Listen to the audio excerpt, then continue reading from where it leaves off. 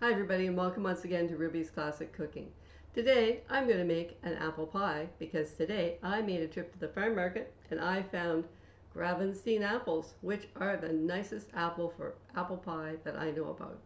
Grow them right here in Nova Scotia from a farm not even 10 miles from my house. So you know what? They are fresh apples and they make fabulous applesauce, apple pie, and they're great for eating.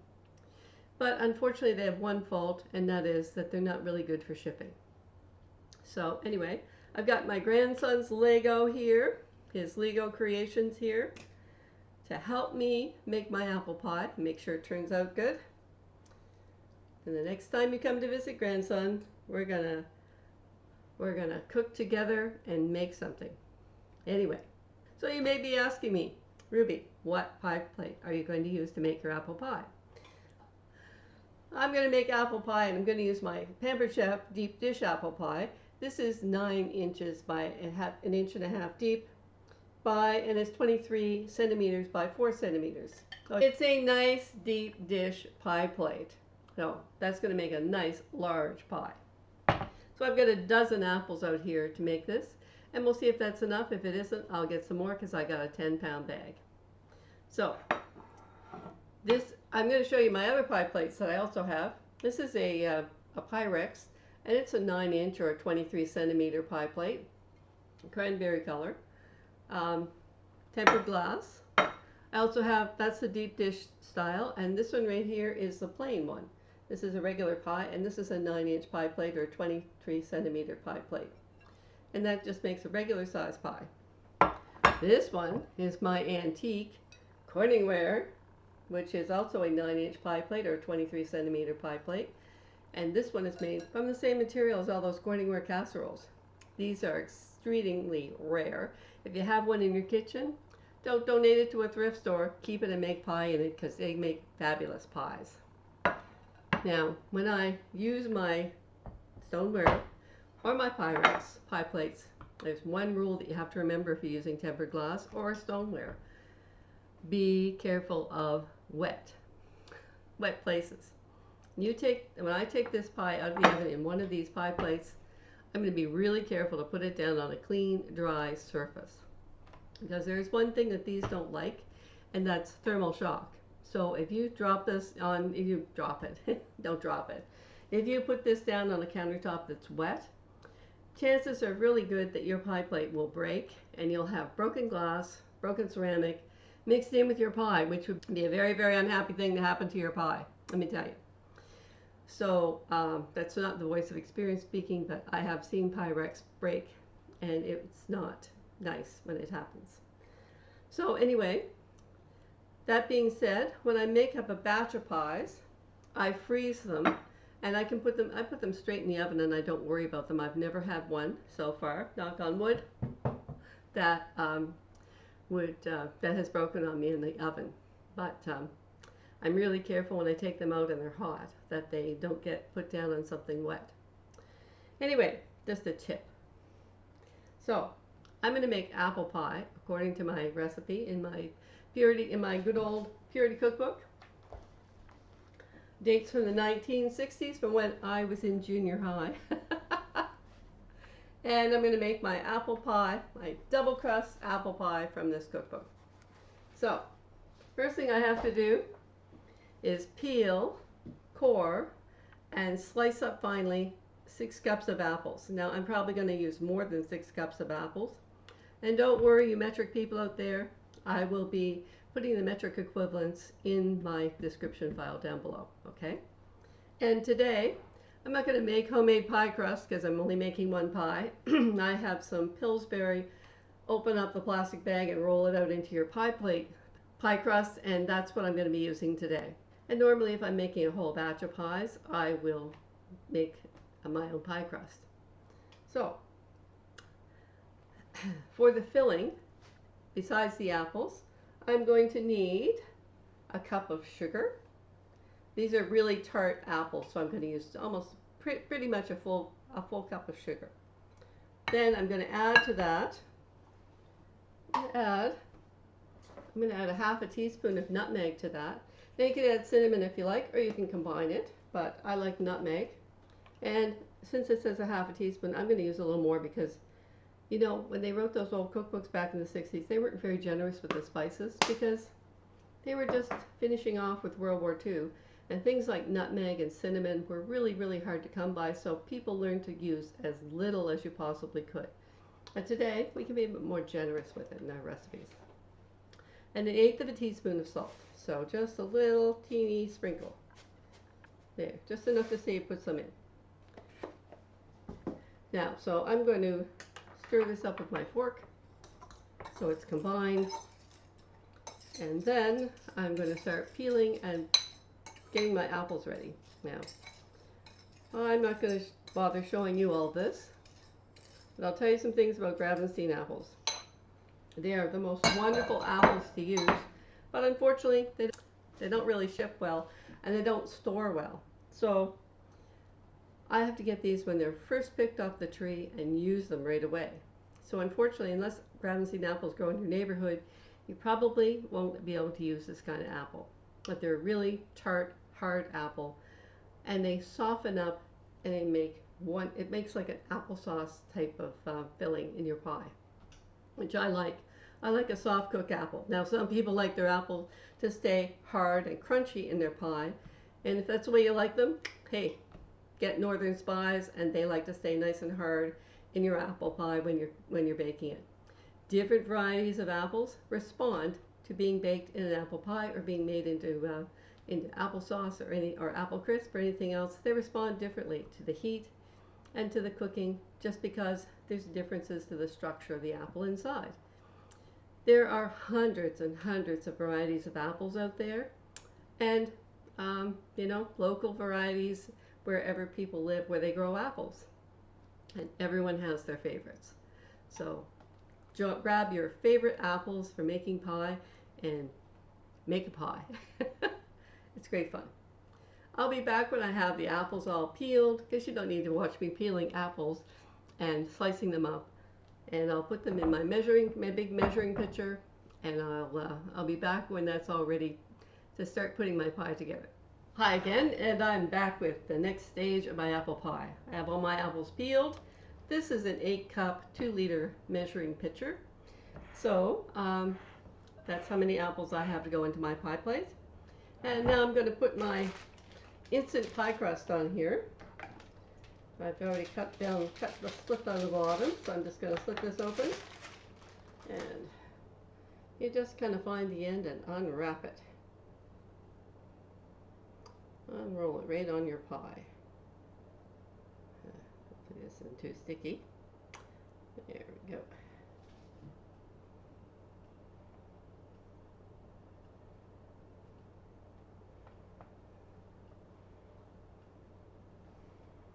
I'm just going to unroll this pie crust, and I'm just going to put it right down in my pie plate.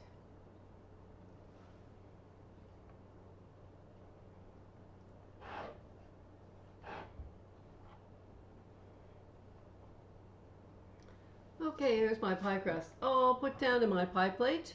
Now, I don't have to dock this, that means prick it with a fork. I just slice my peeled apples into here using my trusty paring knife.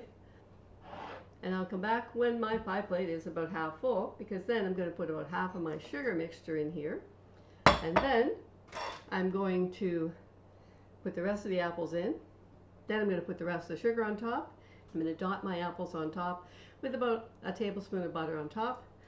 Then I'm going to take some water, dip my fingers in it, go around the edge of my crust to seal my top crust to my bottom crust, and then poke some holes in my top crust. Then into the oven it goes. I'll have to start preheating my oven pretty soon to make sure that it's ready for my pie to go in the preheated oven. I'll probably take a cookie sheet out, a nice big one out, to put this on just in case it drips and starts running out in my oven. Then it'll be in the cookie sheet and not all over my oven. I guess while I'm in the business, I should show you. I'm just going to cut these apples up old school, cut them in quarters. Oops. I'll just move this out of the way for now, so you can see. And then cut them in quarters. Then I'm just going to take the core out of here, my knife, making sure I get all of the core bits down here. Oops, there's still a little bit tough stuff there. And then I'm just going to slice that into my pie plate. Just slice, slice, slice.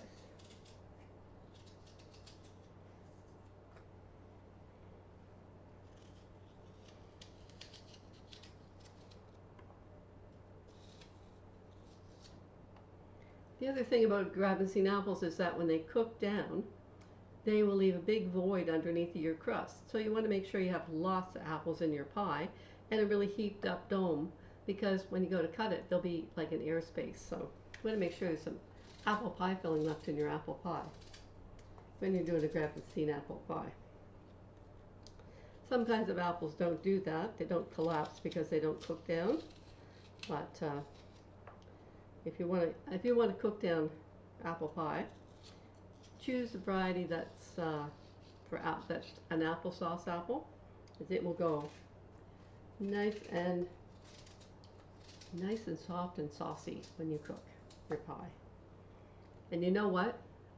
Canned apples are a crime against nature.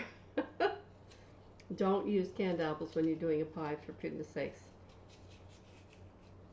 It may seem like a good idea at the time because you save all this labor of cutting and slicing and so on for your apples, but I've never had a canned apple pie that tastes worth eating in my life. Look, they're gross.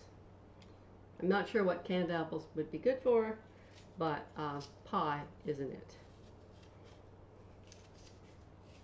Back nowadays with modern storage methods and so on, I don't even know that canned apples need to be a thing. Applesauce is one thing, but canned apples, not a good thing for me. Not a good thing as far as I'm concerned. Okay, now I have half of my apples in my apple pie plate, as you can see. That's 6 apples, and the other 6 are in here. Well, maybe 12 was a few too many, I don't know. We'll see. I also forgot to mention that these apples are great for applesauce, apple crisp, all kinds of apple dishes. So maybe I'll get some to make some apple crisp in another show. So here's my sugar and my sugar, nutmeg, and a little bit of salt here.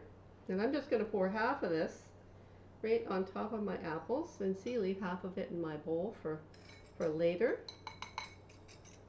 And there it is, with half of it poured over my apples, you see? There we go. Now that's about the thickness of the apple slice that you need. See how thick that is? That's more like that. You don't want them to be too big and thick. You don't want them to be, they don't have to be paper thin, but you want them to be a little bit on the thin side. Well, look at this heaped up bunch of apples. I might possibly have overdone the apples just a bit, but you know what? I will be putting this on a cookie sheet, an old cookie sheet that I don't care about, so that it has a chance, if it drips, it'll just go on the tray and not all over my oven. Now here's the other half of my sugar mixture, and I'm just going to pour that right over top of the rest of my apples, just like that. Very simple. And now, here's my piece of butter. Soft butter works better. And I'm just going to dot that. Oops. Just going to dot that on top of my pie. I'm not 100% sure of the reason for this. They don't exactly explain these sorts of things to us home cooks, but I'm sure there's a reason for putting the butter under the crust. Although I've forgotten to do it on occasion, and you know what? I wouldn't take the pie out of the oven and tear it apart and do it. I've done that before and it turned out just fine. Okay, and here's my top crust coming. Yeah. And before I unroll this and put it on top, here's my water. And I'm just going to dab that around the edge here, although this pie crust isn't really big enough to come out like it should. So I'm not sure just how I'm going to stick these two pieces together. I might have to get a bit creative. I'm just going to put a little bit on here, and I'm going to unroll this second pie crust. This pie crust might be made for a standard size pie, and this is a little bit larger than a standard size pie, so it might be that it doesn't quite fit. But, oh yes, it does. There we go. I'm just going to press these down here like this. Now I would use my fork to make a nice neat pattern on this usually, but you know what? this isn't quite big enough, so I'm just gonna have to improvise, which is something us home cooks are good at. And it may not turn out to be something like it's off the buffet table or a purchased pie from the bakery, but it will be good and it will be homemade and it will taste delicious. And it might not be quite as pretty as it could be if that bottom crust had been a little bit larger, but anyway. I'm going to make some seam vents. I'm just going to take my fork and go like 3 pricks right through my crust. And those are your steam vents to let the steam out as your pie is cooking. And now, since my oven is up to temperature, 400 degrees Fahrenheit, which I think is about 195 Celsius, but I'll check on that because I know it's 205 for 425. So don't worry, anybody who's metric. I will have all the metric information in my description below. The final instruction is bake in the preheated 400 degree Fahrenheit, which is probably around 195 Celsius. I'll double check that though, for 45 to 50 minutes. And by then, my apples should be cooked, my pie crust should be cooked, and it should be ready to show you how wonderful it looks. Now some people brush the top of this with a little bit of egg wash and sprinkle sugar on top, but I don't sprinkle sugar on top of my pie crust. There's plenty of sugar under that pie crust as far as I'm concerned. There's a whole cup of sugar in that pie. So later I will cut a piece of pie and show you some pictures of what my finished pie looked like. I hope you enjoyed my video today, and I hope it turns out really well because my grandson's Lego people here were looking out for me, making sure everything went well, and hopefully we'll be seeing you before long, grandson, and I'll get to spend some time with you.